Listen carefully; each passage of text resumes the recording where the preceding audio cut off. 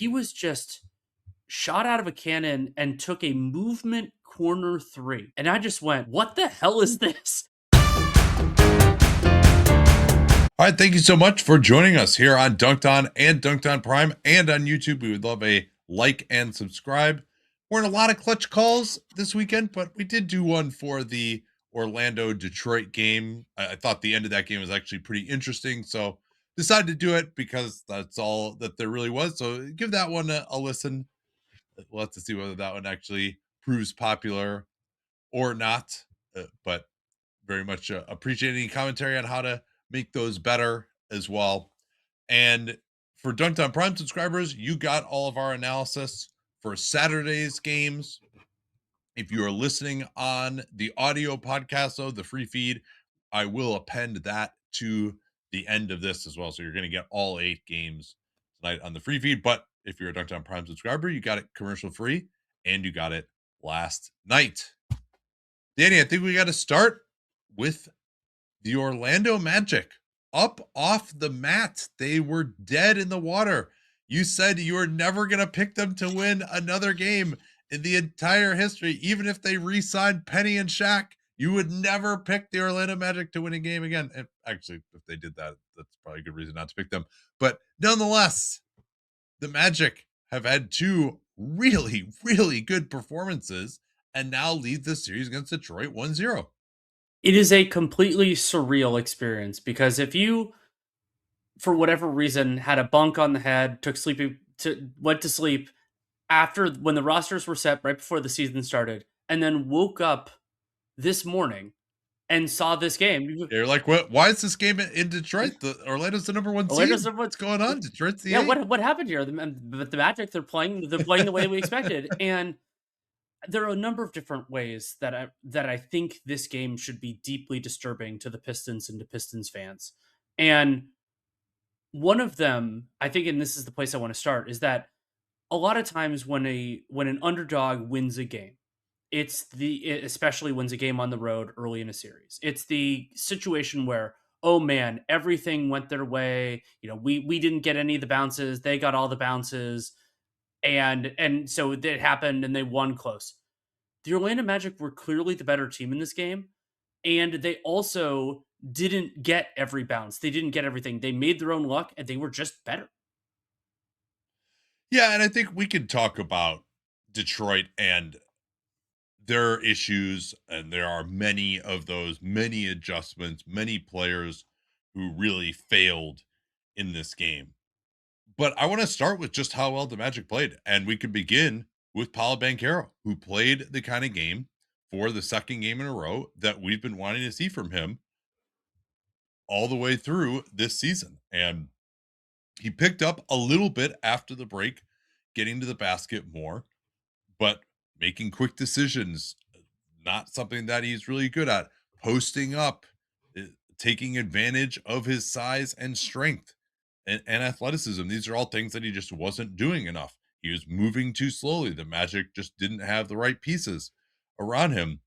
And so ultimately, I thought he was the one who really drove everything for the Magic in this game. Plus 10 in 37 minutes. They didn't have to overplay him. He had 23 points, but 8 of 15 from the field. He wasn't overly reliant on doing it from the foul line. Now, is he going to shoot that well on jumpers? Maybe not, right? Even on 2s away from the rim, he was pretty effective. But I liked his approach because they were getting him into the post early in possessions. And it wasn't necessarily ducking in right at the chart circle, but it was potentially advantageous matchups where he could use his size, force the defense to recover, or shoot a shot that wasn't off the dribble, a short turnaround inside of 15 feet, which is a better shot for him in the half court. And I thought he played a really controlled game as well. Wasn't just crazy swing. There's one play where he had a drive, and instead of, because we saw this in the Philly game where he would just get out of control against Tyrese Maxey, going really hard right, and then a wild spin, and Philly just had a bunch of guys in the lane. They would strip him, and Detroit has those types of defenders. But instead, he was just kind of more under control. He does that spin move, but is still able to use his size. He's not doing it blindly, into traffic and was able to finish. So he was fantastic in this one. What are some other real things that we should shout out for being good with the Magic? I thought Jalen Suggs' defense, especially in that first quarter when the Magic got off to this torrid Yeah. start, he was incredibly disruptive, and he can do it in a lot of different ways. He can be a man-to-man defender. He can also muck everything up as a nail defender or just wherever you want him to be. And I thought he was a key part of getting the Pistons out of rhythm. And Suggs is at his most dangerous against a team like the Pistons, who have some guys that you can disrupt off of, that you can use as kind of a foil in that respect. And I thought that he did a great job getting them off balance. And then he also hit some time with threes. He was 3 of 10 overall. But the other thing that Suggs did well, this kind of ties in with his intensity, which at certain times could be a negative for the Magic just because it can boil over and he can get into foul trouble. And he did foul out of this game late. But for example, there was one play that really stuck out to me where it was a great play. Well, so first of all, the one where he ran down Cade Cunningham in transition for a steal was an incredible play. But then there was the other one where Jalen Suggs so basically it was a great play on defense, and then Suggs just he grabs the ball and pushes it ahead, and that's exactly what you need. He pushed it ahead to Franz Wagner, who got fouled, and so it's not just get the steal, get a pick six, which he did in this game, but it's continue creating and maximizing the advantage, and I thought that Suggs did a beautiful job of that overall. Yeah, and they started off in an alignment that I thought was really smart. They weren't able to get to it as much just because Franz didn't play that much and there was foul trouble from various guys. But they started with Jalen Suggs, who is their best, most active help defender on Asar Thompson. And then they had Wendell Carter Jr., who was fantastic in this game as well, switching on to Cade Cunningham, and I thought he was okay there. And then Suggs not having to guard Asar Thompson, he was just flying over. I mean, Jalen Suggs just loves to run and he loves to jump. And he plays a style that during the regular season is going to get him injured a lot of times. We'll see whether he can even make it through this series, quite frankly. But he is just absolutely shot out of a cannon at all times. And Carter, again, he was fantastic. He was solid as a switch man. I thought he had a number of really big finishes inside, just tough layups as well. And he hit 1 3, and apparently that made Jalen Duren think that he was the greatest shooter that's ever lived, and that Jalen Duren was just never going to help at the basket ever again after Wendell Carter Jr. hit that 1 3. But congratulations on making that three. Desmond Bain, he was guarded by Asar Thompson most of the way. We'll talk about those matchups. He was 1 of 8 from 3, but was plus 17, and he also just added so much more in transition. Overall, the Magic 33 transition points on 20 transition plays. They had 6 pick sixes in the game, 15 points off steals in all, 8 dunks. Getting more dunks than the Detroit Pistons is impressive. And so Bain was rugged. He held up pretty well defensively. And then I thought Franz Wagner finally got going, getting to the basket at the start of the fourth quarter in what was a critical sequence with Paolo out of the game. He got going in pick and roll at the top of the key. The Pistons had no idea what they were doing in terms of where they were directing the ball, where the big was going to be. And he was rejecting the screen, getting downhill past the big and the point of attack defender, and looked pretty athletic finishing. I thought when he was on Cade, it went fine for them as well. I think they should look at that matchup more rather than going with Anthony Black in that spot. So I was really impressed by this Magic starting group. You had talked about how these guys had pretty good numbers in very limited minutes. And now that they're able to play all of those guys 34 or more, or sorry, Franz was 32 or more minutes in the game, these guys look pretty good. Over the season, that intended closing five of which was the starting five in this game of Suggs, Bain, Wagner, Banchero, and Wendell Carter had a plus 11 net rating in a small sample. In this game, they outscored the Pistons by 11 points, but they did that in just 15 minutes of action, 14 minutes and 50 seconds, if we're going to be specific. And I'm glad you brought up Franz Wagner because that I mentioned in the outset that I think there's more to be concerning with the Pistons than even meets the eye. And the number that sticks out to me here is in the fourth quarter, when the Pistons were, both these teams were trying hard for the win, the Orlando Magic scored 1.2 points per half court play. And I think that number was fairly reflective of what they did. Franz Wagner in that Yeah. early part of the fourth was driving to the basket, getting there really well. I put in my notes that this is the best I've seen the Magic half court offense look in years. They were moving the ball well, the player movement was good, and that's a problem because the Pistons are supposed to hang their hat on the defensive end. And even though they've been them being better than we expected on offense is an important part of their success.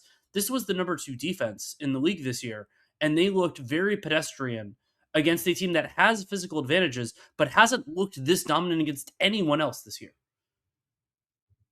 No, and the Magic really just took it to Detroit at some of their strengths.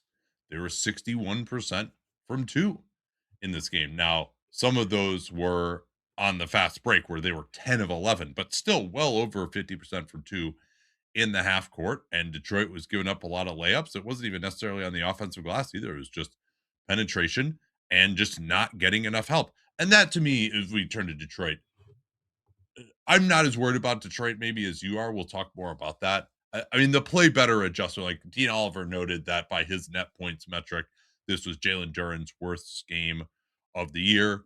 3 of 4 from the field in 33 minutes, one offensive rebound, one block, three turnovers, three fouls, negative 21, and threw in 2 of 4 from the line to add insult to injury. And that negative 21, and let's take a look at what the Magic offensive rating was when he was on the floor, because I'm guessing it was just atrocious. Let's see here. Yeah, they got outscored 90-69 in Oh, Duren's 33 minutes. And so, yes, that was a 134 offensive rating for the Magic when Duren was on the floor. And I think, honestly, JB Bickerstaff, John and I were talking about like Jalen Duren maybe getting crucibled at the end of the game for Isaiah Stewart. I was like, no way. He's an all NBA player. It's never going to happen. I think JB Bickerstaff would have wanted to do it tonight, honestly, and he just went with the double bigs instead down the end. As I mentioned, I did do a clutch calls in this one if you wanted to get specific analysis of what kind of went wrong for the Pistons down the end of the game, in particular with the film. But Jalen Duren just was not standing around the basket, which in a game where the Magic shot 10 out of 20, 10 out or of sorry, 10 out of 34. 34 from three, and Wendell Carter Jr. Was all right. He made one shot. Like it's not like Wendell Carter Jr. made 6 threes in this game. He made two, and time again, Jalen Duren was just kind of sticking close to Wendell Carter Jr. as someone went past him in the pick and roll because he wasn't in the right spot and he didn't drop down enough. All right, fine. You're trying to switch. Maybe like they did a little bit of switching or maybe a more aggressive pick and roll coverage. All right. Well, what about Paolo Banchero posting up underneath? Uh nope, nope, never, just no reaction on some of these plays. Late, if you watch the clutch calls, there was a play where I think it was Franz had a smaller defender on him, and he probably took 6 dribbles to back down under the lane and just turned and shot a layup. And you just like you can't like he's 6'10. Like at some point somebody has to come and help. And Jalen Duren is supposed to be that guy, and he just wasn't moving. He wasn't jumping. Now on the offensive end, I mean, 4 shot attempts is ridiculous. And okay, I thought they missed him on a few alley oops. I thought the Magic did do a pretty good job of just saying we're gonna just have the big stand right under the basket on these pick and Mhm. rolls, and Cade going to the basket, you try to finish. He was pretty effective there, or whoever else it is. But how about just like throwing the ball to Jalen Jordan? Like I would love to look at how many actual touches he had in this game, because he had a couple of decent drives. He went right through Carter on one of his 3 field goals, and he just never got the ball in any kind of a position, particularly when Cade was off the floor. I mean, he had 39 points and I thought played pretty well in most respects, but uh, just to never even explore what Duran could do with the ball, especially if he's going through a rough game, give him the ball, see if you can get him into the game that way. Maybe that'll juice his defense a little bit. They never even like thought to have him squeeze the orange. There was not a lot of creativity in the Pistons offense. And I was thinking during this game about something. Over the years, you and I have talked a lot about the difference between natural point guards and learned point guards. And I think there might be something to the alternative of that, which is like we could say it's like the natural defensive anchor versus the learned defensive anchor, where Jalen Duran has that's always been one of my concerns. He has the physical tools, but he's never been that kind of instinctive, active defensive player. Now, the Pistons have been an immensely successful defense when he's been on the floor. And so he deserves credit for that. But I wonder about that in circumstances like this. Because you could say coaching, but you could also say it's the guy's instincts. And the idea that he's staying on Wendell Carter is something that both Jalen Duran shouldn't do. And just so we note it, Wendell Carter shot 32% on threes this year. And over the last 5 years, he's been 32.5%. He had one hot year where he's 37%. But other than that, it's mostly hovered in the low 30s. And so the idea that he made one and therefore he's good at them, that's a very bad mistake to make, especially against a team that is bad shooting overall. And so I was thinking about that over the course of this game, about the idea of, the guys who do it by instinct, by habit, and the guys who just kind of have to learn how to do it or get coached into it. And another guy who's sort of like that is Alperen Şengün, who you have to kind of coach around in certain respects. And I think Duran is more talented defensively than Şengün is. But the offensive end, he is a very good dependent player, but he's a different version of that. But he's their second best offensive player. When you're struggling to get things going, and overall in this game, the Pistons had a 103 offensive rating, and I bet it was significantly worse when Cade Cunningham was off the floor. You need to involve him in some way. And even if the team is selling out, well, then you can draw fouls, you can generate responses and then get passes out of that or something else. And it's not like something else was working so well, other than some of the Cade contested finishes, that they didn't need to do it. Because there are circumstances where you minimize a player because things are successful. This was not that circumstance at all. No, I think that's right. And then just so we have it here, with Jalen Duran on the floor in this game, remember, this is one of the best rim protecting teams in the NBA this season. With Jalen Duran on the floor, the Magic were 19 of 23 at the Oh, rim and 13 of 15 at the rim in the half court. So he really was ineffective. And all right, I'll give you the floor here for anything else you want to talk about. You made a pretty bold statement, I would say, about your concern for Detroit in this series. So please feel free to elaborate on that. I'm not saying I would pick the Magic to win the series right now. And Lord knows that I wish I had picked it to go more games. And there are the reasons I detailed for why I made the pick I did. But the Magic, when they have their five best players available, one of the other strengths that they have is that they can put their other guys in more manageable circumstances. So Wendell Carter might not play as well in game two and so on and so forth as he did in game one. But Goga Batadze, absent injury, doesn't have to play that much. Tristan Da Silva, who I think is capable, but he can play a small role. And then Anthony Black's the primary, and then Jamal Cain is filling in some of the gaps. They don't need to lean on some of the other Magic guys that didn't have perfect seasons. And they're the Magic, it's something that we talked about a little bit before the series, is that Detroit has a very good defense overall. And I think the play better adjustment, the play harder adjustment, those things will really help Detroit. But as good as their defense is, they don't really have a ton of guys that really match what Paolo and Franz are doing when they're playing well. And I didn't factor that in as much, in part because Franz Wagner, he had that issue where Wendell Carter ran into him late in a previous game. And so he wasn't looking quite right even when he was playing. And then Paulo Banchero took basically being on the verge of elimination and a ton of negative press and probably a really tough video session to get him to care this much. But the Pistons, they have a lot of good players, and we've talked about the weird quirk that the Thompson twins don't really get put in power assignments very often. But the Magic have these two guys, and it didn't seem like the Pistons they could do something with a third defender or with an extra defender in the action, and they can bring more help. There's ways that they can strategize around this because of the Magic specific flaws. But if we're thinking about it's the parallel of what we used to talk about with the if you can't defend the pick and roll 2-on-2, then you have a problem because you have to figure out larger things. I worry that that's the case with the Pistons, where some of the base stuff that the Magic are doing, they don't really have that other guy. So they have to bring somebody else in. And even if those responses by Duran and company can be much better than they were, they can't be worse. That is still a problem that the Pistons are going to have to deal with. And I think that's they can do better, but I don't think it's something that they can solve through personnel or even necessarily through like one-on-one scheme.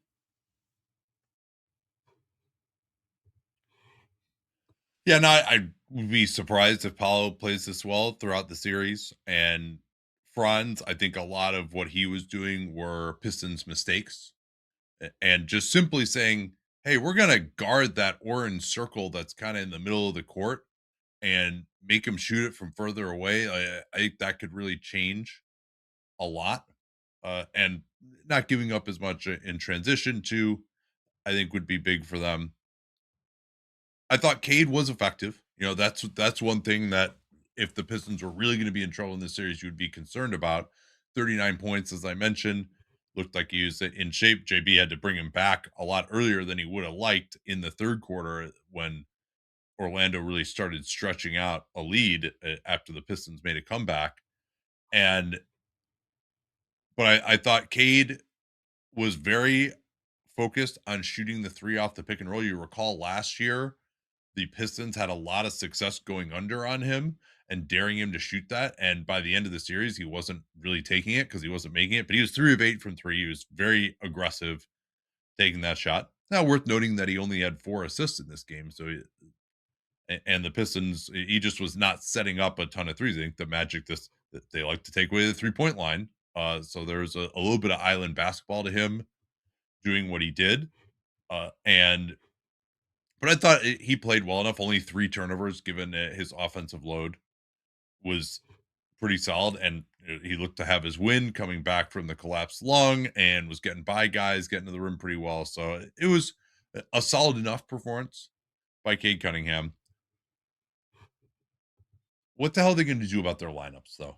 Because I think this is going to it's been a big talking point already. It's going to be a big talking point throughout the series.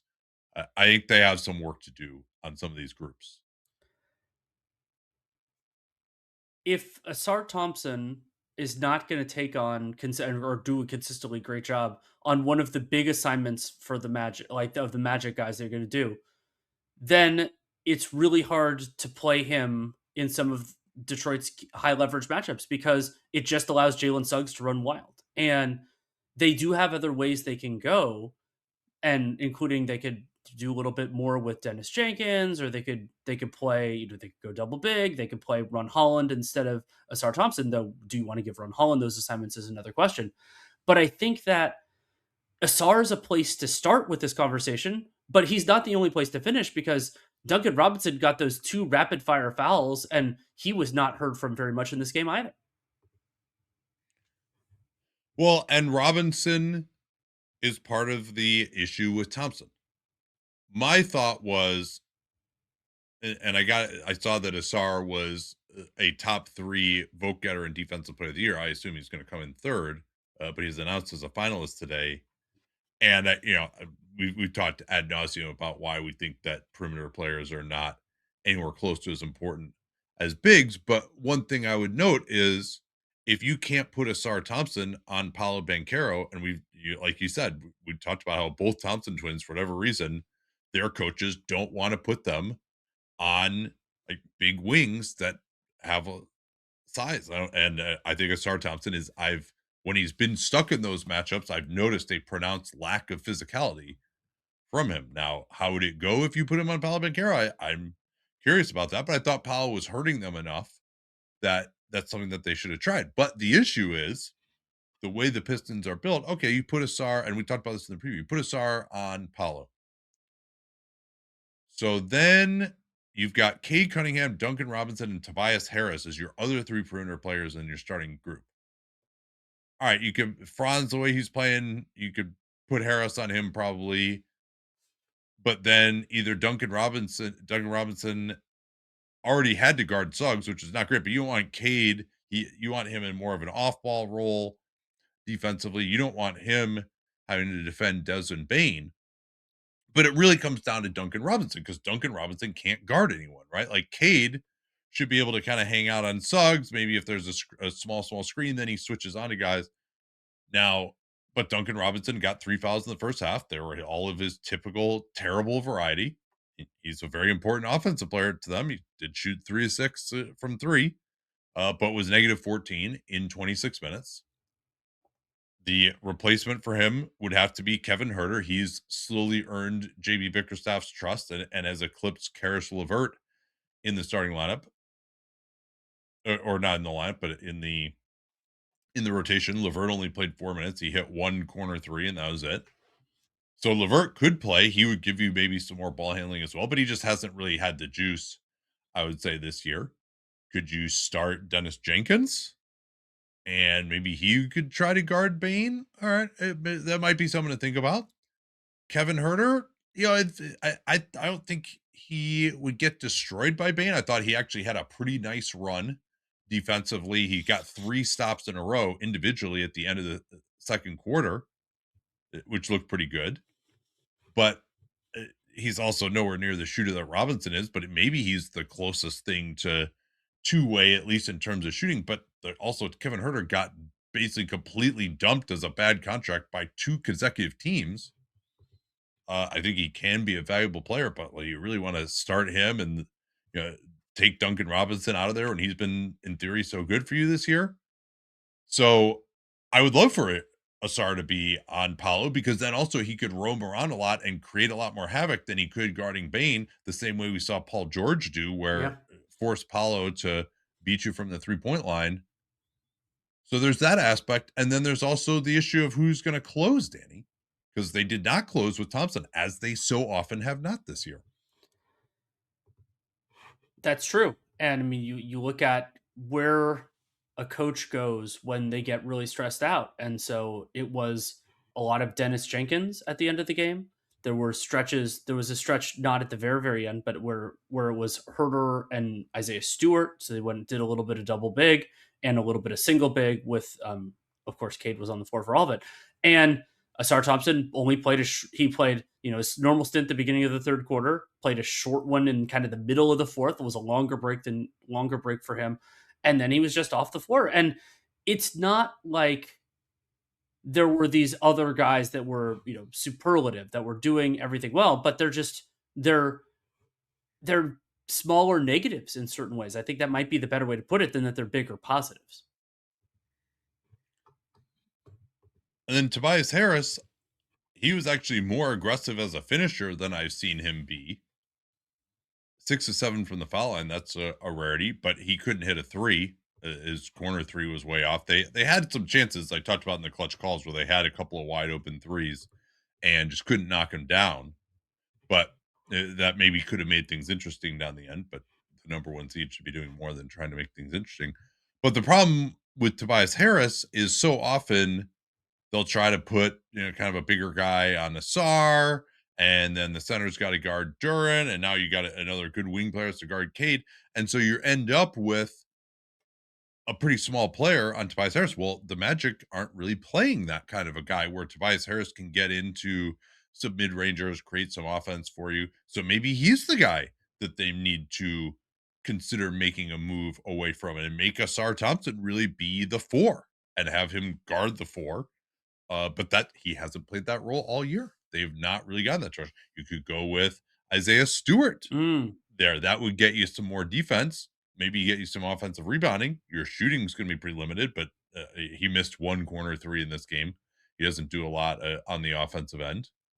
And his offensive rebounding is he's not the same offensive rebounder he used to be because he spaces out a little bit more.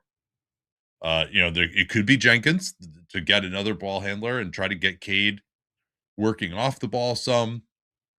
But then he didn't shoot it well in this game. He hit his first three and then he missed his next five. Um, he was -11. They struggled when Cade was off the floor. So yeah, I mean they have basically two guys that are like, Cade and Duran, that are guys where you're like, man, these are like really high, and those guys are both all NBA players. They got to get more out of Duran. But yeah, especially if the Magic can play their starting group, which now Franz Apollo, like maybe them not being able to shoot, Suggs being an inconsistent shooter, like that's I think the Pistons, they got to take more advantage of that. But if they're not going to clog the paint and make the Magic beat them over the top, they're going to run into some problems because the Magic have like a pretty solid starting group where the Pistons are kind of searching for, what finger do I put in the dike over here that's then going to open up this hole elsewhere. On that front, as you were talking, I was thinking about an idea, and I wanted to see the numbers on it. The foursome of Dennis Jenkins, Cade Cunningham, Isaiah Stewart, and Jalen Duren. That is two ball handlers in certain ways and two centers in certain ways. That that Yeah. that group has played 66 total possessions together this entire season. The Pistons are plus 13.5 in terms of net rating in that, but that's because they've been ridiculous on defense. 94 defensive rating in that stretch. Opponents shot 26% from three. They were actually well below average, 107 offensively. So I would be interested in something in that vein. They went in this regular season. They played that mostly with Robinson as the fifth player, but they did it a little bit with LeVert, a little bit with Javonte Green, a little bit with Ron Holland. I think there might be something there, and I'm not sure yet. I think it might be situation dependent on who the fifth Piston would be. But the idea of you have two creators, you have the defensive identity in Isaiah Stewart. He does give it some foul trouble. I'm not saying you like start that lineup or that you get there all the time, but that you can go to that in some of these groups. And I don't think they're going to get exploited. And I think that it works.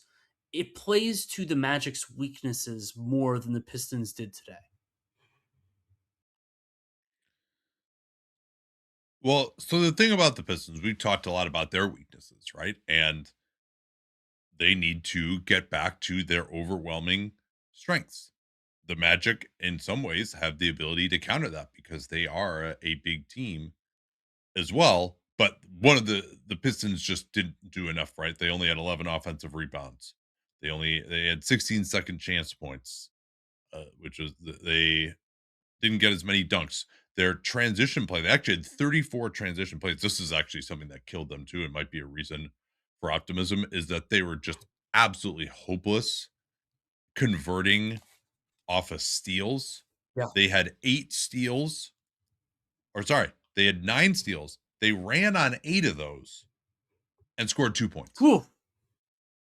They were 1 of 5 at the rim and 2 turnovers.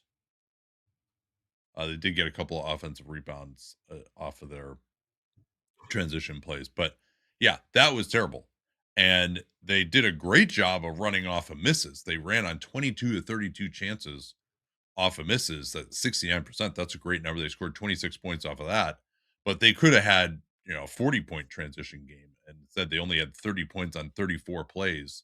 So they just weren't able to convert. And that a lot of that was at the rim, whereas the Magic had 33 points on 20 plays, and they destroyed on their steals. They had a number of pick sixes, as we talked about. So that I think the some of that is going to get cleaned up for sure, and they'll give Duran the ball a little bit more, and they'll get more offensive rebounds, and they're just going to play harder. And this is one of those ones where they're going to win game two. If they, I mean, obviously they're in big trouble if they don't. But if it's they kind of beat them by 6 or 7, it's close down the end, then yeah, I think we're in for a really long series, because game two is all about the yo-yo effect, playing way harder. The Pistons are all about playing harder anyway. By the way, they now have not won a home playoff game since 2008. They've lost 11 straight home playoff games.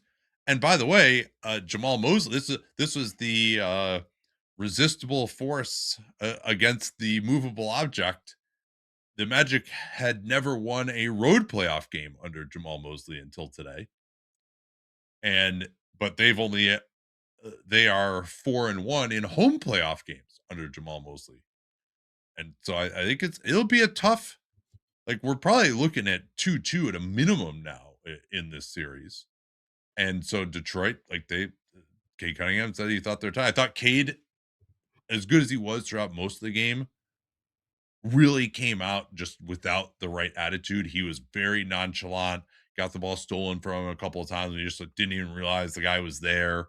Suggs really kind of harried him. He wasn't prepared for that level of intensity the first 6 minutes or so as the Magic broke out to a nice lead early. Anything else to say about the game or adjustments or anything like that?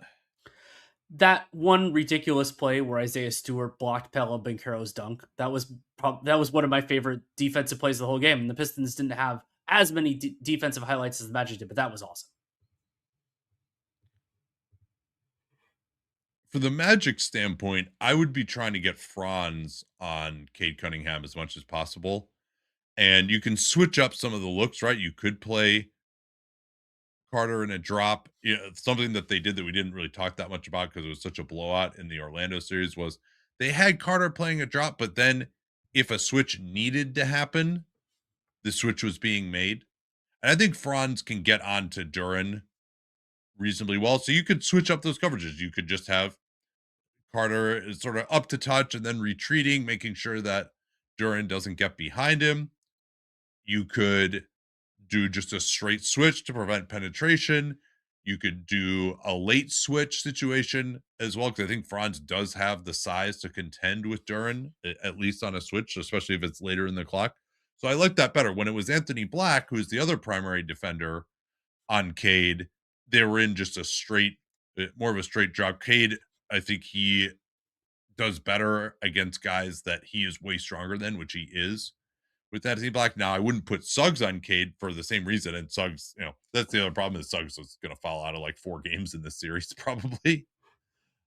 Black is a capable replacement for Suggs if they need it. I don't like Black playing as much of the two, but I would try to pair up Black more with Batadze Mm-hmm. if you need to go that way. Black getting over a screen, Batadze in like a deep drop. Hopefully, you can also have that be when Isaiah Stewart is on the floor as well. Because I really liked having a guy who's big enough to deal with Cade, but then also could switch on to Duren if you have to. I thought that actually worked really well for the Magic, and that's how they started the game, but they didn't really go to that as much. Franz was kind of on a different rotation after that. Um, let's see if I had anything else here That's just all to I have. close it out. One thing I'd try to explore more as Detroit, Bane is another guy who gets in foul trouble a lot, is Duncan Robinson screening for Cade. If you're going to have Duncan Robinson out there, you damn well need to get something out of him offensively. I think also more 3-man screening actions would be nice, but you got to do that when Asar Thompson is not on the floor because would be standing in the dunker spot otherwise and kind of messing up those actions. So it does make things a little bit more difficult. And Asar being the ball handler, like that's not really going to work against Orlando. Like he'll take some terrible fadeaway mid ranger that's not going to go in. Maybe if he's being guarded by the other team's point guard in a different sort of matchup, you could, if he's being guarded by like Jalen Brunson in a Knicks series or something, which that probably won't happen this year, you could go to him more. I think that's part of why it was hard for him to close. And yeah, I guess I should weigh in too on the idea of Asar closing down. I would want to go with the SAR more because you need to force turnovers. Like this is always what I say is like you should go more of a defensive group when you're down to get those feedback loops because you need to kind of take risks defensively. Instead, the Pistons don't play him. And then they also down 3 possessions for the entirety of the last 2 minutes of the game, don't press her at all and never took a 3-pointer. that was really odd. So I did think Jamal Mosley had the coaching advantage in this game. let's move now to San Antonio, where we saw the most points combined ever scored by two players on opposite teams making their playoff debut. Victor Wembanyama, I would say almost a quiet 35, and Denny Avdia had 30. What was your takeaway on this one?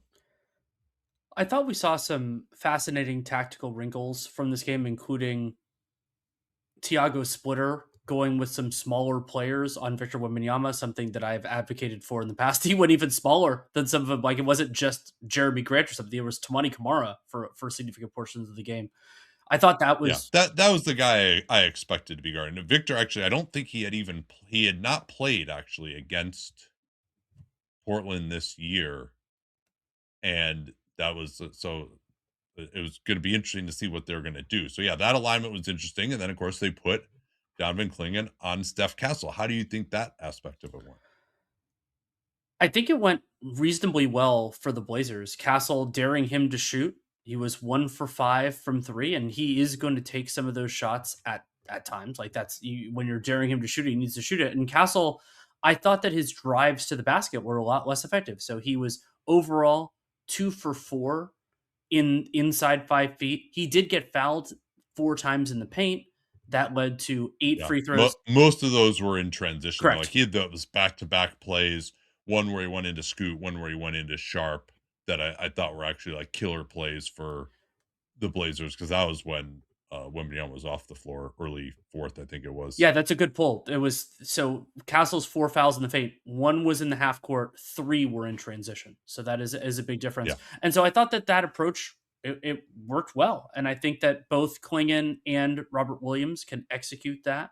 And Castle is going to have to grow his game to be better at that. I think Castle played fine overall, but the strategy in terms of what you want to give up and what you want to take away, I thought that was pretty strong. And so you look at overall the Spurs shot chart, they took 28 shots in inside 5 feet, and they did take 23 in the half court. But I thought that they were generally well contested. They were having a rough go of it. And San Antonio over the course of the game had 26% offensive rebounds, but that was basically the same as the Portland Trailblazers. So I liked the approach from Splitter.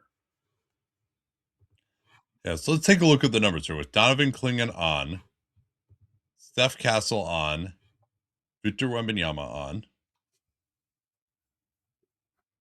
See how many minutes that was. The Yeah, it was pretty good. They only allowed 4 of 11 shooting in the paint, 2 of 5 at the rim with that alignment. It was pretty good. Let's see what the offensive rating was for that. Yeah, so that was 22-19. Blazers outscored it, and that was just starters versus starters. Was basically it, and yeah, 19 points in 23 possessions. 24 possessions. All right, not bad. That's pretty good. I think they should really try to get to that a lot more. And part of the where, and we're kind of getting to, I just can't contain myself. We'll get to some of the other stuff in a moment, but just Victor and how they defended him. I mean, it's just such a unique player in NBA history that I just was so eager to see how this stuff was going to work. And, we've been talking about Castle and them, the teams putting their center on him for a long time. And Castle, a lot of people are like, oh, that'll never work. That'll never work. And I was like, okay, yeah, he's looked pretty good in the regular season. He's hit shots. Let's see what happens in the playoffs. And all right, I'm not telling you that this was like some panacea, like the Spurs controlled this game for sure. Although I thought there were some reasons for the Blazers to have some optimism, as we'll get to. But that I thought worked pretty darn well. Now, where it kind of broke down a little bit was when Tumani Kamara was off the floor. Tiago Splitter didn't really seem comfortable with anybody else guarding Wembanyama and putting the center on Castle still. I thought they honestly it went well enough that they probably should have tried the same thing with Harper as well, Sure. putting the center on Harper. Again, Harper is shooting like 55% on threes since the All-Star break, something totally ridiculous like that. He is a more natural shooter than Castle, I would say. But it just kind of messes things up a little bit. And Victor, he has seen a lot of things. Jared Weiss likes to talk about this all the time, that he's able to adjust in game to various tactics. And Kamara is a very good defender as well. But I think they should probably try to get Jeremy Grant out there. Would they try it with like Chris Murray? Would they steal a couple of minutes with like City Sissoko just to like beat up Victor for 4 possessions or something like that, or offense defense? But I do think the Blazers have to continue this approach here, because some of the other stuff they tried, I thought just didn't really work at all. I think it's fine to try that stuff, but in terms of the defense, I didn't think anything else really worked for them other than that. I didn't think that, for example, Klingon guarding Wembanyama was very good Yeah. for the Blazers. And in those moments in particular, we got to see some of Wembanyama's incredible skills. He had the behind the back play, but the one that was most jaw dropping to me about Wembanyama offensively was there was one play where he was just shot out of a cannon and took a movement corner three. And I just went, what the hell is this? Because It was actually, it reminded me, because Scoot was on the floor, of some of the shots that he hit in those G League Ignite versus Mets 92 games, where he was just completely YOLOing, and like he was like behind the backboard. It was unbelievable. and gives you that idea of where Victor Wembanyama's game could be. He's so precociously skilled for a guy who's still 22. And so, no, I don't think you're going to build your offense around it, but that belies it buttresses the point of guard Wembanyama with somebody smaller, have something around the basket, specifically because the Spurs have these other players. And I thought that there were a number of reasons why I think Portland can play these games closer than this one turned out to be. And they got this down. In the fourth quarter, it was an 8-0 run or an 11-0 run, depending on 8-0 run within a quarter, 11-0 if you include the prior quarter to get it down. And then the Spurs ended up closing it out. But like Portland was, and they're not a great 3-point shooting team, but they were 10 of 38 from three, and the Spurs were 15 of 33. And some of those were better than usual because of the what the Portland Trailblazers were conceding, but by and large, the Spurs were they only took San Antonio only took 6 corner threes in the entire game. They took 27 arc threes, and they just were getting them and making them. They were 13 of 27 on arc threes. By comparison, the Blazers were 4 of 24 on shots in the same locations, and they were 6 of 14 in the corner. They were remarkable 6 of 12 from one. But so like if you regress both sides of that to the mean, this is a much closer game than the final score tells you. Yeah, yeah. I don't know. I'm Denny was fantastic with 30 points. I'm not sure if he's going to be able to do that again. The Blazers also were 8 of 12 from mid range, so that made up for some of their 3-point Mm-hmm. shooting struggles.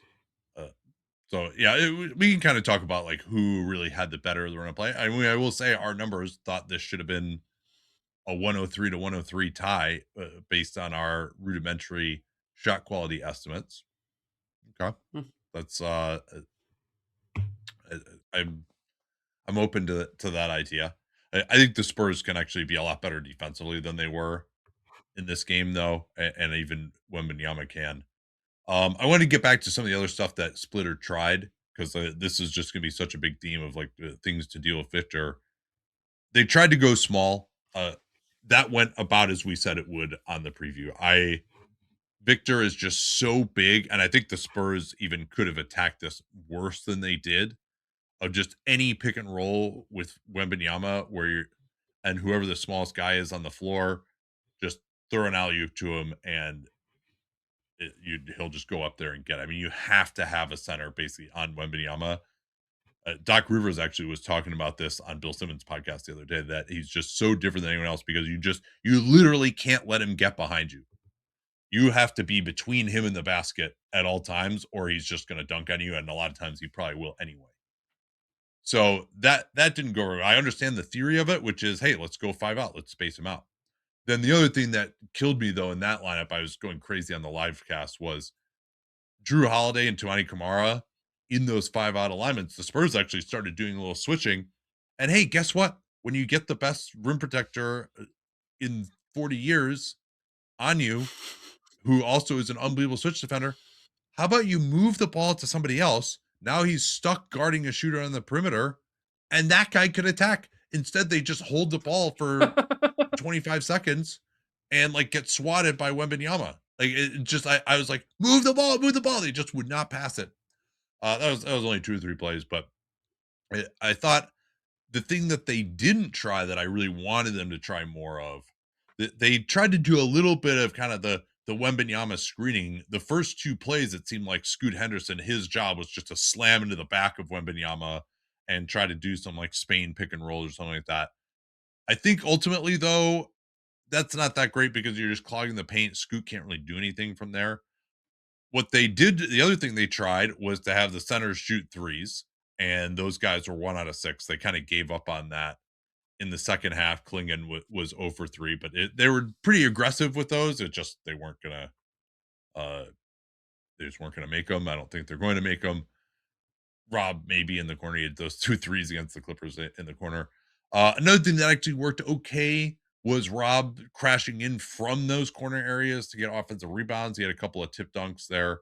But what I really think they need to try is just more of the kind of the nasty Gortat screening Mhm. stuff. Donovan Klingon is one of the best offensive rebounders in the NBA. He had 1 offensive rebound because he was just standing out on the perimeter the whole time. Like the guy's 290. Like set the screen. All right, Denny Avdia get the guy on his back while he lumbers in a position and just have him kind of stand in front of Victor and set a legal illegal screen. Denny gets on top of the rim pretty quick. Like if anybody could finish around that Gortat screen, it's Victor or it's Denny. Or then you also like get offensive rebound position. Try to use that black hole spacing that Mitchell Robinson, Steven Adams type of gravity. Get some offensive rebounds. They only had 13, and a lot of those were team offensive rebounds that they weren't able to put back or anything like that. Maybe you get some fouls on Victor that way as well. But they really didn't try any of that where I think Klingon could kind of be suited to that sort of play. Rob maybe a little bit less so. So those are some of the things I'd try. Again, none of these things are panaceas to say the least. So I thought they had some good ideas, some bad ideas that all right, I get it, you're gonna try it, but it's probably not gonna work, like the small ball unit. And then some other things I thought like they really could have done more of. Spurs countering what they're doing, probably the best thing that worked for them was Castle being guarded by Klingon, setting a screen on ball for Victor Wembanyama. Mhm. Or you could even have him set a screen for Victor out of the corner. Now the Blazers were just holding the shit out of Victor coming out of the corner. That made that a little bit more difficult. Like that wide pin down is a really nasty set for the Spurs. So, but that would be a way to get Victor on the move, going at Klingon, and he pulled up for a 3, I think, on that play. But that's also something that they, I think, would struggle to deal with some. Well, and you could also do it as like a handoff set for Devin Vassell or something like that. You could just bring Yeah. another guy in. And Nate, I will commend you. It's very nice of you to do some good recommendations on the free pod because we know Tom Dundon wouldn't pay for a Dunked on Prime subscription. That would be too big an expense for the new owner of the Portland Trailblazers. Sorry, I'll only make about 50 billion more jokes about him being cheap when these stories keep coming out. Oh my god, it's unbelievable. He's got old owner syndrome. He doesn't have new owner syndrome. He's got like he's But yeah. Sean Hyken reported today. Well, first Jake Fisher reported. We'll do a quick aside here on Dundon that he's looking to pay his new coach 1.5 million a year. That's great. All right, who's gonna? That's now you got the lead assistant taken care of. Who's gonna be the head coach? He apparently like tried to talk to the coach of St. Louis, and the guy he's like already making more money than that. So I guess maybe it's just gonna be some cheap assistant. But even most coaching agents are gonna be like, no, we're not doing this. I'm not doing this for my client. And what does it mean for the organization if they're going to be so cheap? The latest thing that Sean Hyken reported today was he wouldn't pay for the two-way guys who are ineligible for the playoffs to come to the game. you're art. Like Caleb Love actually helped them win a game against the Spurs earlier this year. He wouldn't pay for them to come on the plane and wouldn't pay for them to, like, get hotel rooms and stuff. Well, because I guess collective bargaining agreement, you have to pay for, a five-star hotel room. So whatever, it's probably 10 grand or something to bring the guys. But, like, come on. Like, you're these guys are, like, on the team. That's how this is supposed to work. Like, it's just absolutely cutting off your nose to spite your face from a cheapness standpoint. And oh, well, the idea is like, oh, we'll save the money for the players. Well, you're not going to have any players to spend money on if you're just like going to be this miserable from a cheapness standpoint.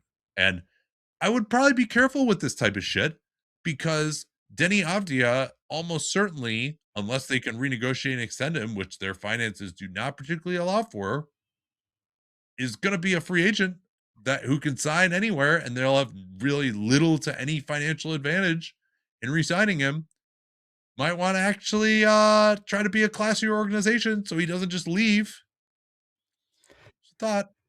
It's completely ridiculous, and I think we're going to see more. But that's my informed my speculation. Because if you see it, because it's not even like, oh, it's this ancillary stuff. This is the head coach of the team, and you brought up the people that could be respond to this intently. But one of the other ones is Rick Carlisle and the Coaches Association, where you're trying to go this far below market for somebody. They might even be frustrated with, and maybe the resolution here is that Dunc'd actually goes higher, but this is stuff that matters. It's not like, oh, you're limiting, you're spending less on the TV broadcast or any of this type of stuff. This is the team. Like, yes, it's not the players, but it's still the team, and it's a big concern. But we can train our focus back on the court.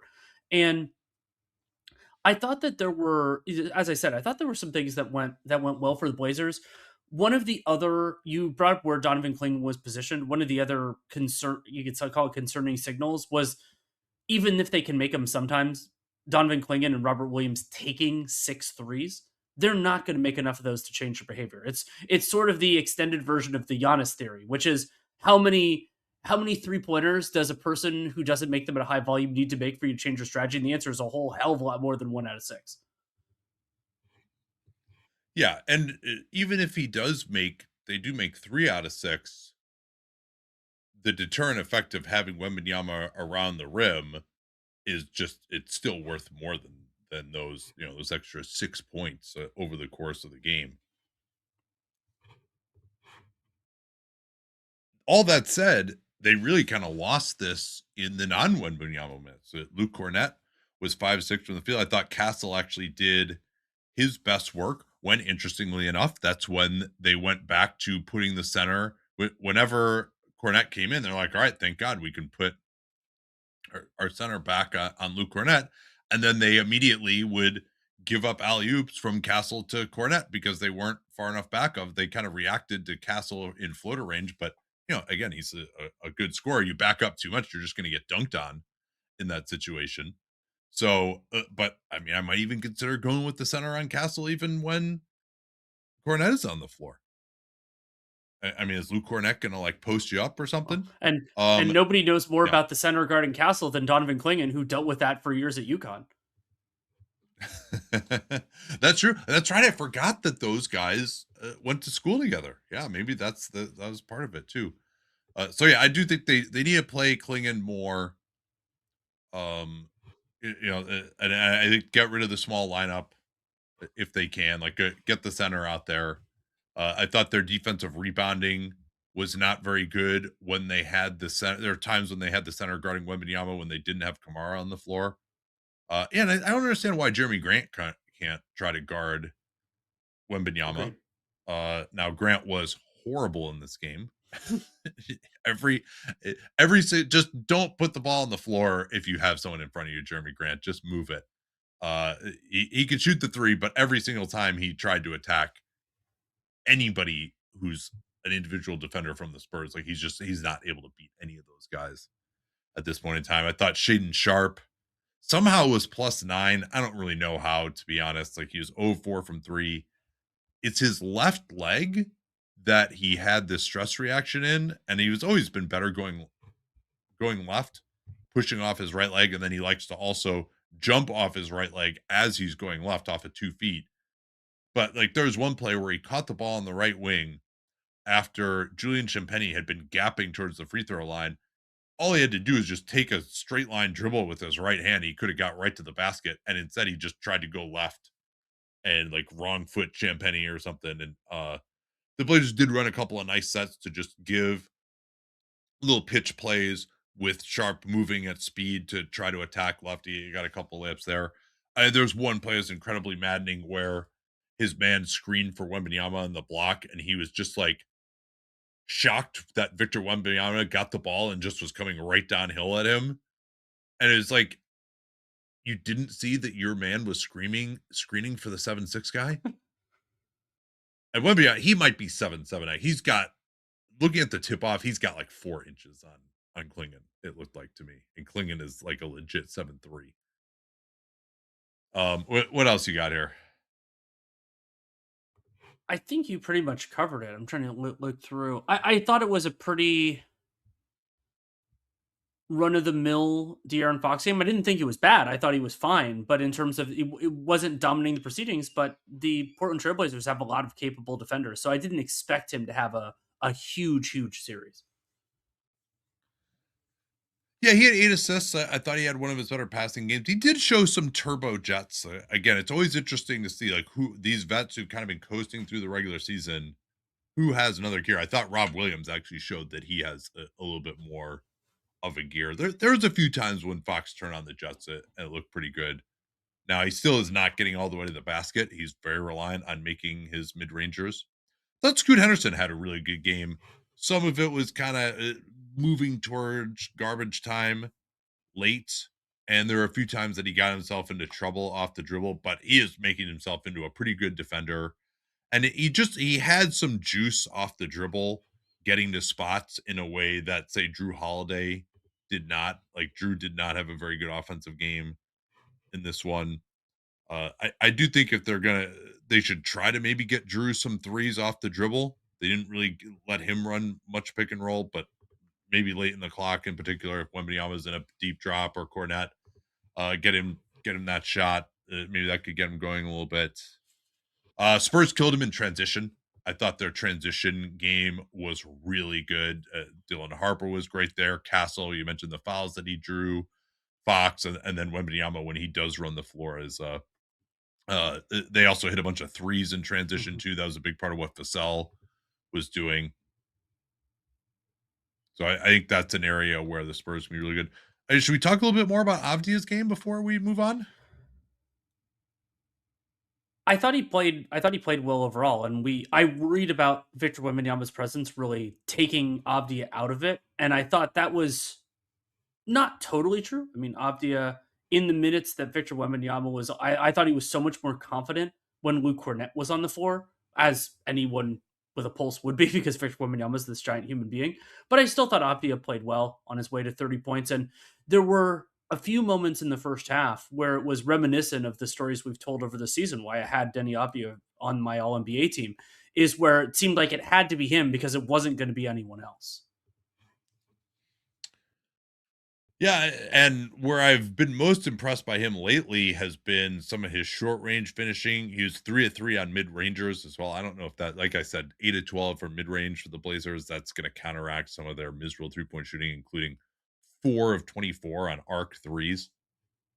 But yeah, I thought Denny really was just getting to the basket quickly, and they fooled Wembanyama a couple of times, and they kind of had him thinking that he needed to get up on a screen for a shooter, and then they ran some quick screening action for Avdia to cut to the basket and drive and finish. I mean, he's really is just so fast when he put, and they call him Turbo locally, and you can see why when he puts the speed on, it's really impressive. So I think they should try having him work more in pick and roll against Wembanyama, and then just try to, I think some more like Spain pick and roll type of actions. They'll have to disguise it. But Splitter, coming from the system that he comes with Paris Basket, like they do a lot of that stuff. They tried that some of that with Scoot, but they just have to get into that stuff quickly so Wembanyama doesn't know it's coming and he really gets slammed with the back screen and the guy guarding Scoot or whoever else it is. I mean, I think that it's a lot better if that's a shooter. That's the one thing they're missing is they just don't have, like, I think if you've got Sharp and Avdia in there at the same time, that would be a good way to use that. Now, Shaden Sharp would have to actually be physical instead of screen. I don't know if that's going to work really, but I think that's how they could get a little bit of something. It would be nice though. What the Blazers are really missing is that off-ball shooter who can come off of screens with the center screening for him and like get some nice open threes with Wembanyama backed off in the half court. That's just not something that they is really just in their arsenal at all. They just don't have that player like Vic Krejci, who hasn't figured because his calf injury is probably the closest there. But yeah, Avdia was great. He really was getting on top of the basket. Like he was too big and strong. Like I didn't think Castle really was able to contain him particularly well. So yeah, like that's pretty fucking good. I'm really interested to see where it goes from here. But I think the Spurs can defend him better. I think Wembanyama actually can play a better defensive game. Did you see the block that Wembanyama got on that sharp floater where he ended up committing a foul by landing on him after he blocked it? Yeah, I mean, it was incredible, and I was also I'm hopeful with the landing on Shaden Sharp. That was yeah, that was crazy. He shot like Sharp probably took like a 12-foot floater and shot it like literally as high as he could. And and still have it give any kind of a chance of going in. And Wembanyama still got it. And then he crashed down onto him afterwards. There's another play where he crashed down onto Avdia.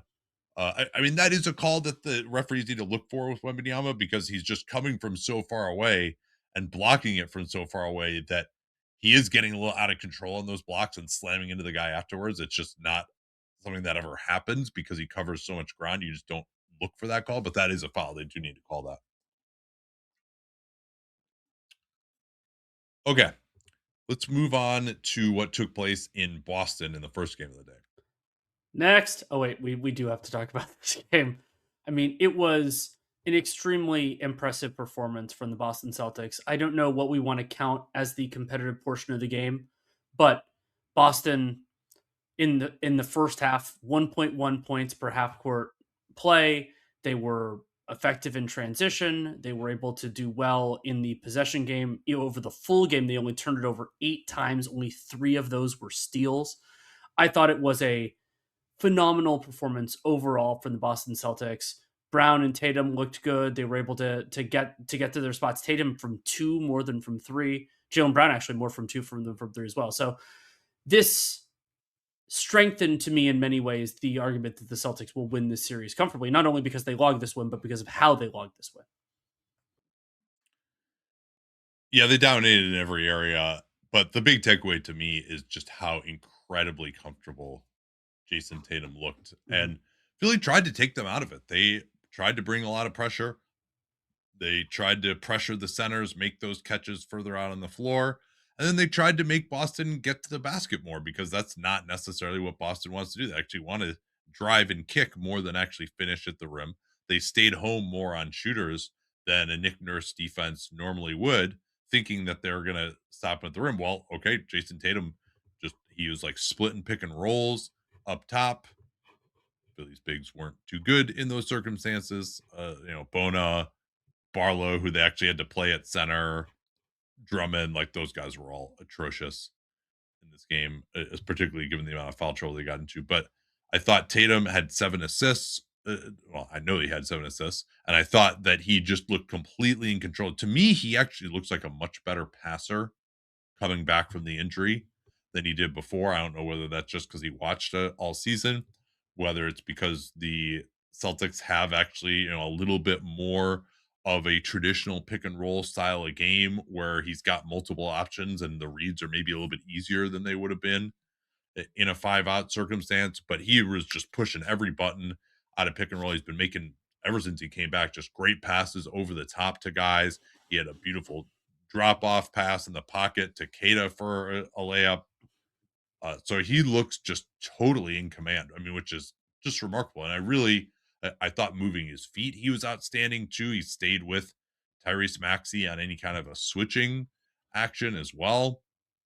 So that was the number one takeaway for me. Brown came on in the second half. I thought he actually had a very poor first half. He was 4 of 12, had a bunch of turnovers, and was just like fumbling his handle and stuff. But I was like, oh, this is awkward. Is it Tatum's team again now? Like, we're going to have that discussion. But Both of them ended up being fantastic, and Brown was able to get into it as well, just like posting guys up.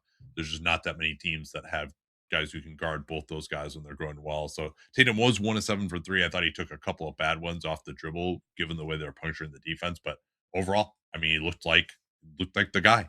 Maybe that's going to change at some point here, but because he has not been all that efficient, but he did everything. He looked like the best player on the floor in this game. I thought he looked great and had a number of possessions where he just as you said, physically looked good and was able to weave. There was a play where he was able to weave through the Sixers defenders and dunk, and I thought it was another one of the plays where he looked great physically, which is so welcome less than a year after he tore his Achilles. And Yeah. Oh, quick note too on just how he's seeing everything. There was a baseline out of bounds play for the Sixers where they're kind of struggling to get the ball in, and they threw it kind of back towards half court. And the moment the ball was in the air, Jayson Tatum just started running towards the other end of the floor because he knew that Sam Hauser was going to intercept the pass, and he did. And then Jayson Tatum was just wide open. Like, it wasn't like, oh, he deflected it, and then Jayson Tatum took off. He was like, no, I'm just going to run down there. And he just got himself a wide open dunk. He knew for sure that Sam Hauser was going to pick it off. That was just the level of anticipation he was showing in this game was just very impressive for a guy that uh, I thought he was a smart player, but not someone who was like thinking the game like on this type of a level before the injury. I think it's some of the passing stuff as he's kind of slowed down a little bit. He was never this like the frenetic like going a million miles a second, but I think that he plays within himself more right now and with and more as a passer than a shooter. And but it's exciting to think about where his game could go because I mean even though he's playing well, he's not 100% because nobody could be 100% this early after an Achilles tear. I'm feeling very good about Jayson Tatum and I don't want to get over my skis because it's early days in these playoffs, but this was quite the weekend for the idea that the Celtics are best positioned to come out of the East because the Pistons had a whole bunch of trouble. The Knicks are playing well, but they didn't look nearly as dominant as Boston did. Even though this to be fair, the Knicks are playing a much stronger opponent. Yeah. By the way, for the Knicks, OG Anunoby apparently practiced today, Yeah, so my fear that he might not play tomorrow has been yeah, at least somewhat and he's quelled. listed as probable as of the last time I saw. So that's definitely a good sign for Anunoby and the Excellent. Knicks. Yeah. So it was 123-91 in this game. Philly shot horribly. The the Genius IQ, I guess they're calling it now, numbers said that Philly shot 25 field goal percentage on jumpers, worse than expected. We had them scoring 15.7 points less than expected on jumpers. That's adjusted for who the shooter is. They're 6 of 31 on jumpers overall. So we had the Celtics winning this game by 12. Celtics weren't shooting great either in the first half. In fact, we thought that the game, in theory, again, this is use these numbers at your peril, but this is more just based on kind of the location, the historical shooting from those locations. But it should have been a pretty close game. I think like 60-62 at halftime. But here's part of the problem. And the Celtics defense was well positioned to exploit this. Derek Bodner has been all over this. That Tyrese Maxey, since returning, remember this hand injury it's a shooting hand. And there was a thought that Tyrese Maxey is going to be out for a really long time. I'd imagine he's probably going to need to have surgery on this pinky finger. He came back earlier than expected, but he's shooting 22% on off the dribble threes coming into this game. And so the Boston Celtics defense, when we did our preview, like, oh yeah, Tyrese Maxey, one of the best off the dribble shooters. How are the Celtics have these big centers? How are they going to deal with that? Could the defense get punctured? Celtics are like, all right, Tyrese Maxey, go ahead. We're just going to play you in a standard drop coverage. Let's see if you can beat it. Are you willing to take an off the dribble three? And he was 1 of 4 from three, and they were giving him that shot.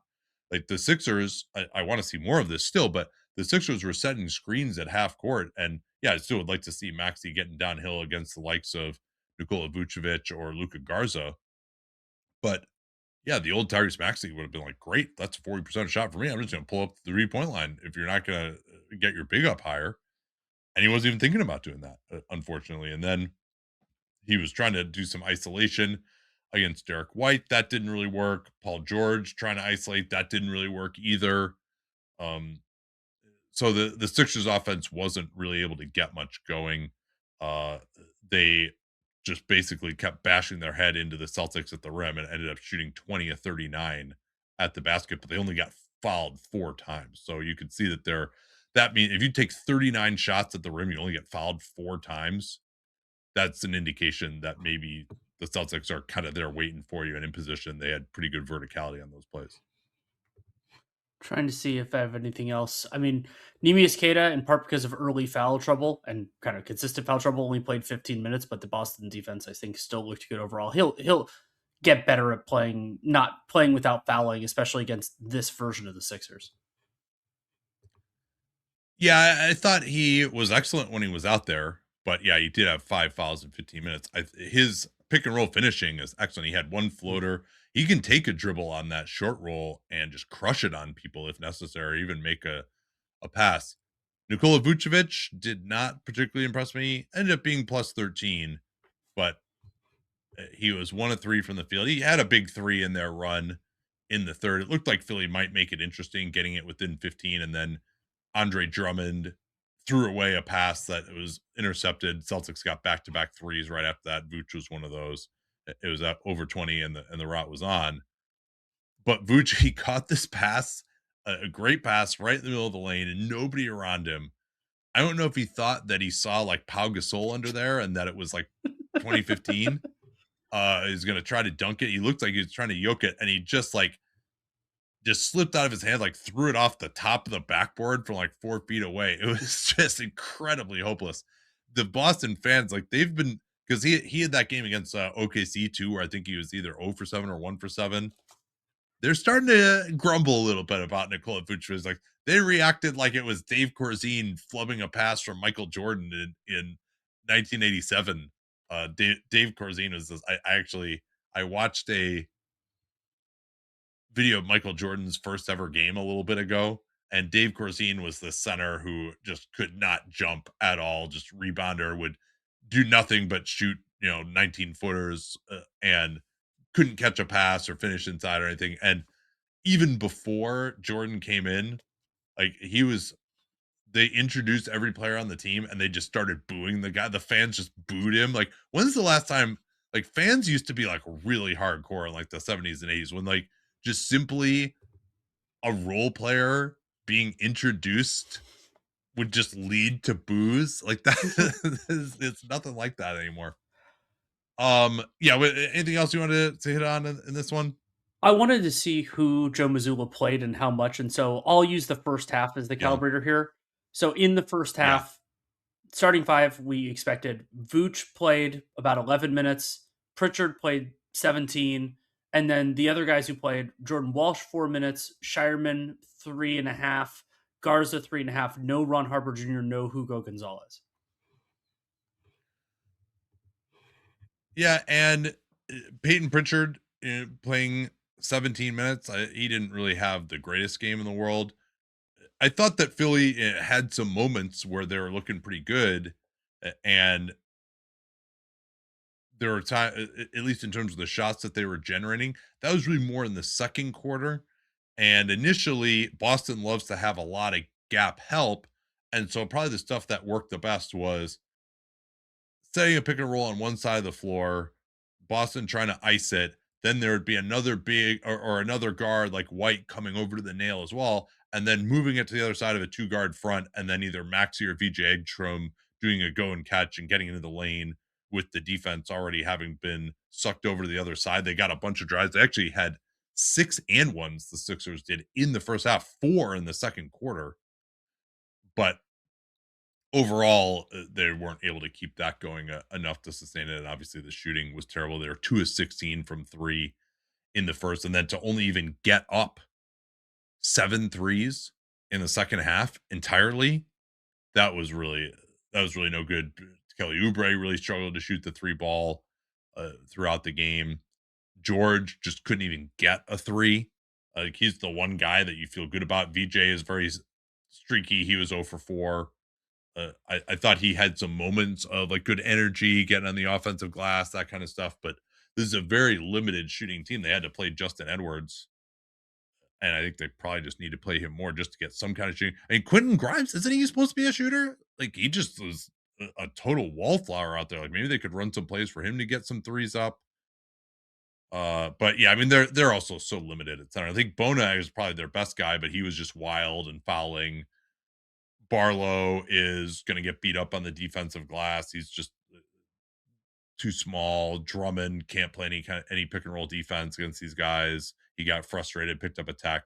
So that's going to be a big issue. Is just that their centers are so bad. Which when you got a $60 million center on the bench, that'll happen.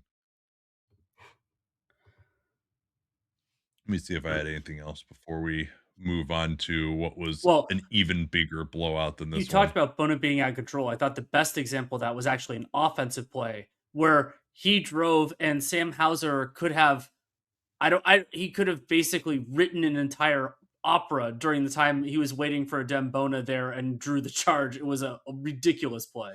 Oh yeah, that Dembona like looked like he's just like jumping over a high jump bar that he just got like 2/3 of the way up or something on that charge. That was incredible. They gave him the ball in transition.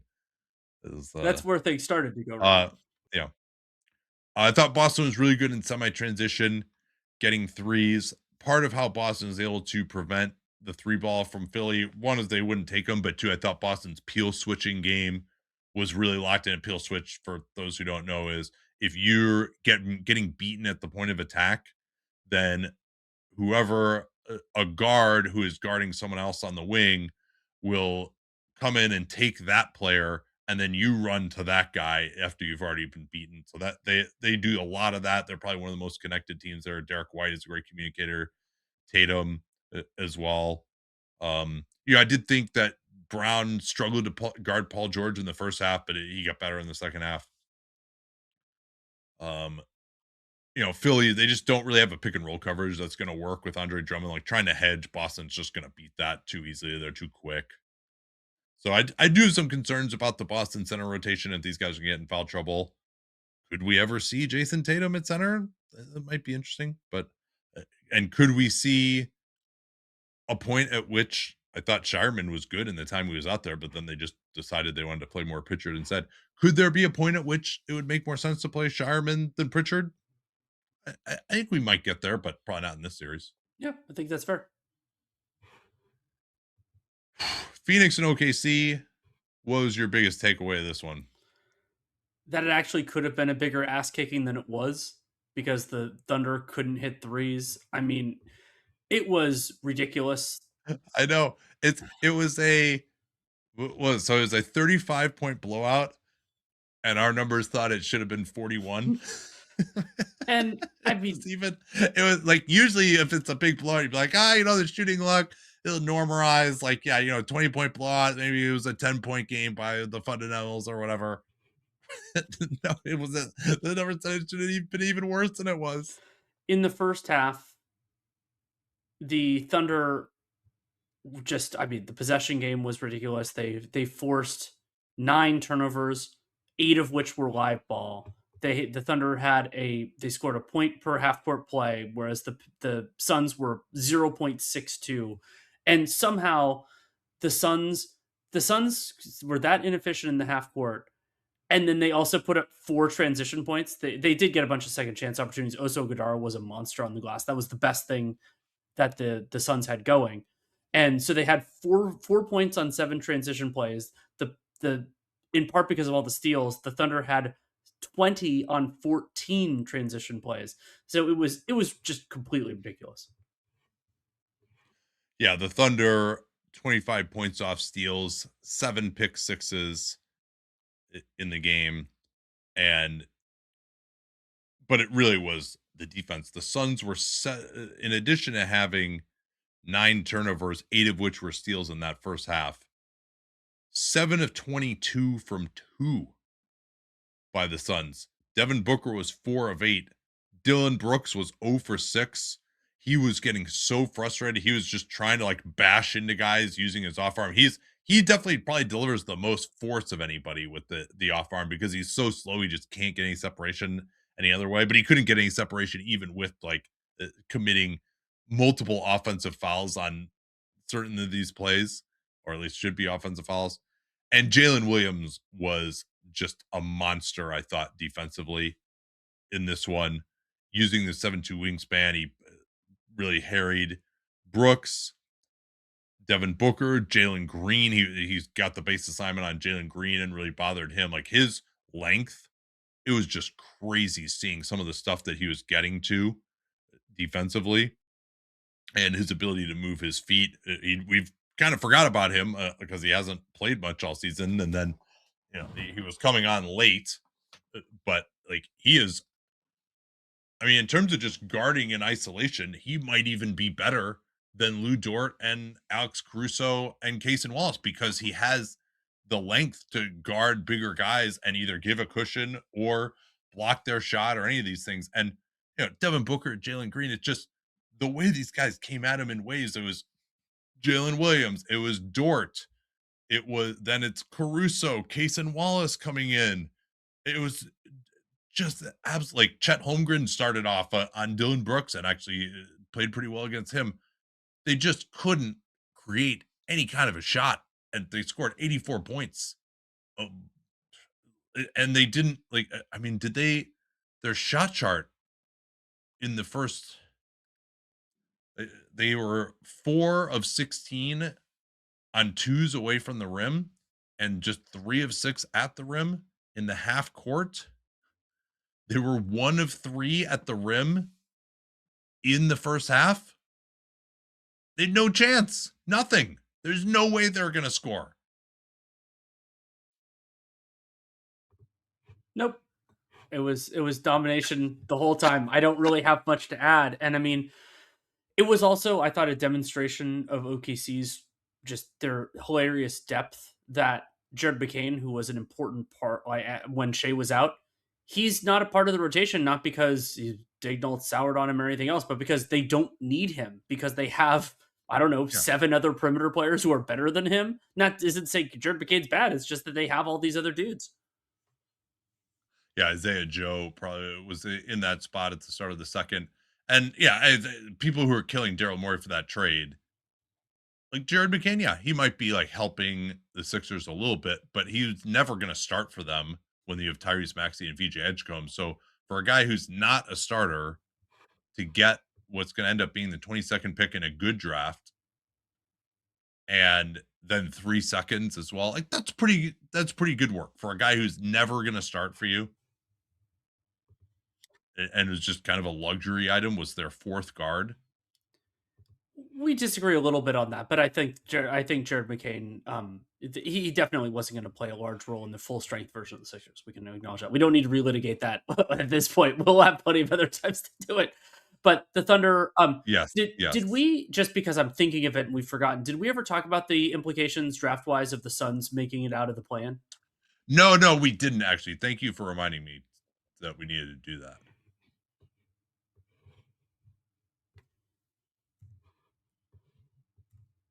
Yeah, the Suns and the Magic making it.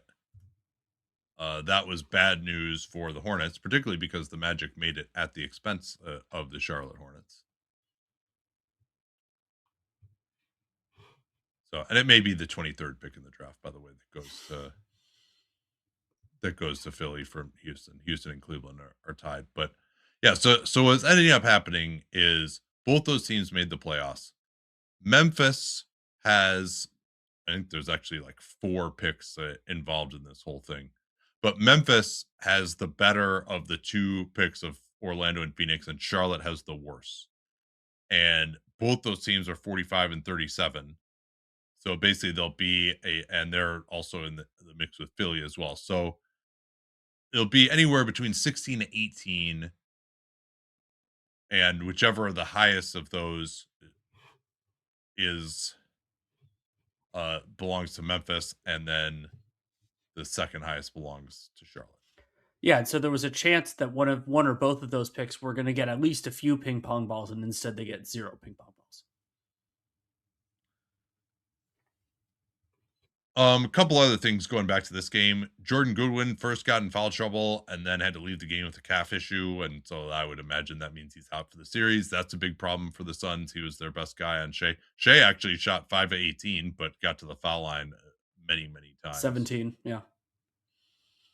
Yeah, I mean, Shea was only 1 of 8 in the first half, and they still were up by, or sorry, that was in the Shea was 4 for 11 in the first half. Had the wrong filter on there. They still were up by 21. They tried to go Haywood Highsmith at center. That's the other thing. Mark Williams not available in this game. I actually thought he could have really helped them just as someone who could be a target around the rim, get some offensive rebounds. Like, he is an efficient finisher, but apparently this left foot is back to bothering him again. It was not just they didn't want to play him against Golden State. Like, he actually was injured. They did play him, of course, in the play-in against Portland, which they lost. And so I'm sad to be right about this. I was like, oh, I was totally wrong. He came back way earlier than I thought. Stress reaction in his foot, which is what he's been having all these issues with. No, actually, him coming back was not something that was going to work out. And maybe they could get it to a place where he could play again. But he's also a restricted free agent. Not loving that. Feel bad for him because he's just struggled with so many of these issues at a time when he might be able to get a contract. But they tried playing Kaman Malawach a little bit. He flubbed a couple of passes. They didn't go back to him. So instead it was Iguodaro starting, and then they went with Haywood Highsmith as backup center. His 3-pointer did not look particularly compelling. I do think maybe he could be a possible option on Shea defensively, but they're going to run out of shooting at that point soon. They tried to go with Ryan Dunn. He couldn't do anything on offense, unsurprisingly. The one thing that everyone's been crapping on Jordan Ott for was not playing Rasheer Fleming. He actually was 3 of 3 on threes in the final 7:34 of the game, and they're down by 40. So, but I at least could count on him to maybe make a shot. I would. Highsmith was really good in that Warriors game, so I'm not saying he shouldn't play. I think Gillespie, despite being a team worst -35, he's just going to be an important player. I would be trying to match him up as much as possible with Hartenstein or Jay Will, because maybe you can just get him in a drop coverage, get a 3 off. I mean, just even getting a shot off for Phoenix was like a an amazing accomplishment in this game. You have anything to say on how, like, Devin Booker, how things went for him? I thought he did okay when you consider the quality of the defender and that he was going against pretty much this whole game. And so I don't even know what you can consider the competitive portion of it, but in the first half, Booker, he only took 2 shots inside 5 feet, but he was able to make his twos away from that. He was 50% to a 3 of 6 on his twos away from the basket, and then he hit a couple of threes. I thought he was fine. I don't think he played good enough for the team to win the game, but they weren't going to win the game anyway. Yeah, and like I said, they just have waves of guys to throw at him, and he is very experienced. He's not going to turn it over as much. He was able to draw a few fouls that he was trying to time up, but there's also, like, these guys are just going to get sped up a little bit. It's a lot easier to draw these fouls when you kind of can control the game. You know exactly when a guy is going to get into your path, and I mean, he does have this uncanny ability to actually make those shots when he's trying for like a bullshit foul draw and anticipating that there's going to be contact from 17 feet. Like, he actually somehow throws those shots in. But overall, they held him only 7 free throws on the game. Jalen Green just couldn't really get going at all either. Like, only he really didn't take, I don't think, his first shot until quite some time had gone by. And Dylan Brooks just has no chance. Think of all the good power forwards that they've locked down. He's just so slow getting into a shot. There's no one on the team that he can bully. He was 6 of 22, which was miserable. That's just not gonna, and him leading the team in shots is not a good idea. They should try to get Gillespie taking 6 shots and Brooks taking 22. That's not great. They got to get Gillespie going more as a shooter. But I mean, they're going to get swept in the series. I think I would be surprised if they didn't. I'm just not sure how they score.